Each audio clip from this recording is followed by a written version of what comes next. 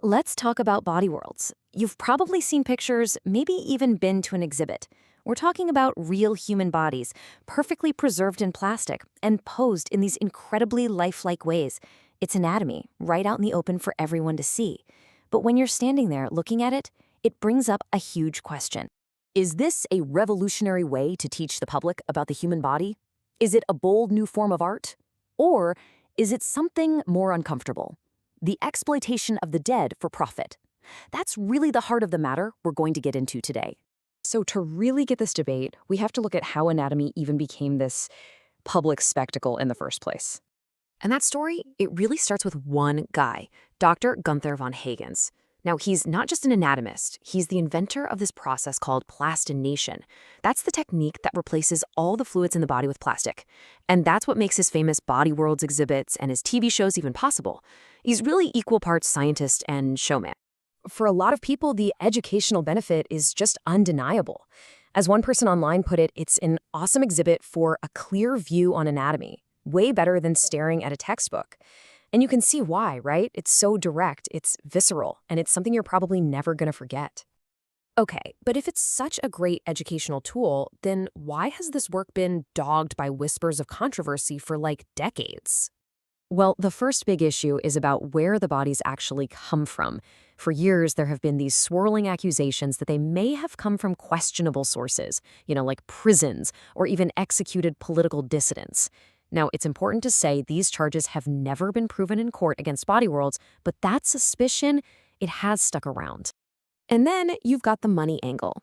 As another commenter pointed out, von Hagens is also a showman looking for a profit.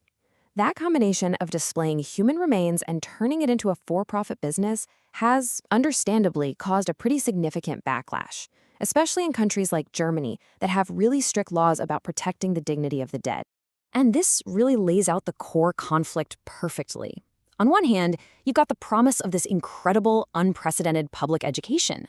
But on the other hand, you have these really serious accusations of profiting from bodies that may not have given their consent. It's this ethical tug-of-war that's right at the center of the whole thing. So, let's step away from the public arguments for a minute and look at the established rules. How does the medical community, which has been working with the deceased for centuries, handle all of this? See, the medical world has this incredibly strict code of ethics. A donated body is never seen as just an object or some kind of spectacle.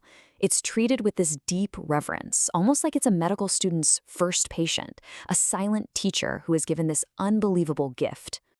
And the absolute foundation of this entire ethical system is something called informed consent. Now, this is so much more than just a signature on a form. It's a critical legal agreement that has to lay out in a totally transparent way exactly how the body's going to be used, for how long, and any financial stuff involved.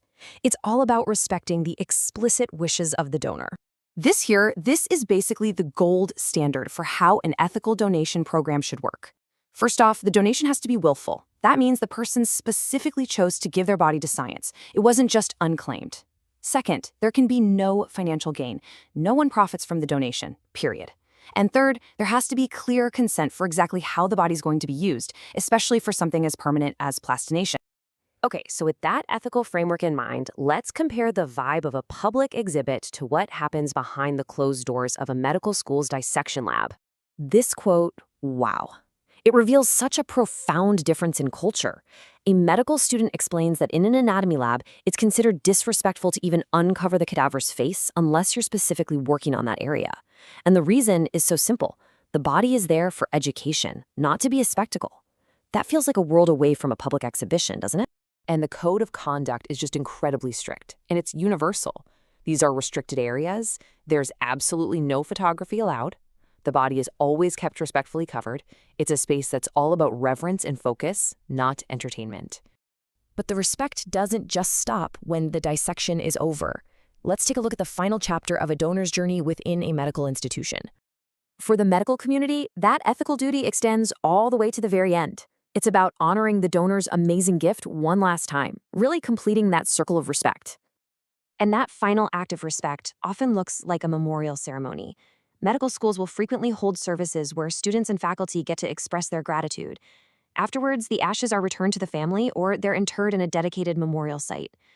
This is all about fulfilling the donor's wish for a respectful end, which is a pretty stark contrast to being preserved forever for public display. You know, all of this brings us back to a really simple but powerful ethical test that someone posted online. Would the deceased person have been fine with this? Yes? Okay, great. No? Then hands off. It just cuts through all the complexity, doesn't it? At the end of the day, exhibits like these force us to really confront our relationship with death, with science, and with consent. And as new tools like virtual and digital anatomy become more and more common, it leaves us with one last massive question. What is the future role for our first, most profound, and most silent teacher, the human body itself?